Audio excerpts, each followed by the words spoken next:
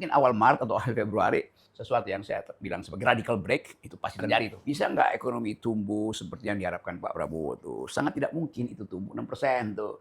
Jadi mulai dianggap bahwa Indonesia akan ada dalam jebakan siklus siklus fiskal yang parah nanti. Mungkin bulan Maret setelah Lebaran, lalu apa namanya tabungan mak habis itu, sementara utang luar negeri bunganya akan tinggi karena kita butuh tuh pajak yang harusnya masuk minimal 90% itu cuma masuk 85%. Kan itu beban semua kan. Ya. Dan beban itu akan terasa di daerah nanti tuh. Ketika daerah mulai membutuhkan dana pusat itu dipotong lagi kan akhirnya. Ya, Padahal kita pemangkasan. tahu tuh hak daerah itu nggak boleh dibatalkan oleh pusat itu.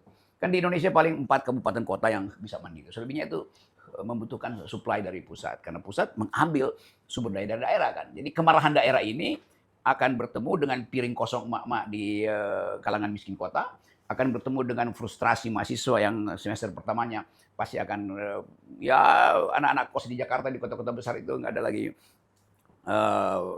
uang transferan dari orang tuanya, akan bersamaan dengan frustrasi geopolitik karena kita mulai membaca gejala di Iran, Bulgaria, dan di Asia Selatan juga mulai terjadi semacam ya protes dari masyarakat sipil. Itu akan berimpak pada Indonesia.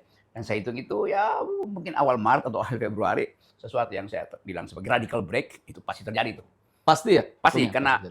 nanti orang bilang Rocky Gerung menduga-duga menjadi dukun atau memprovokasi. Bukan. Secara teoritis semua faktor yang memungkinkan terjadinya katastrofi ada di depan kita.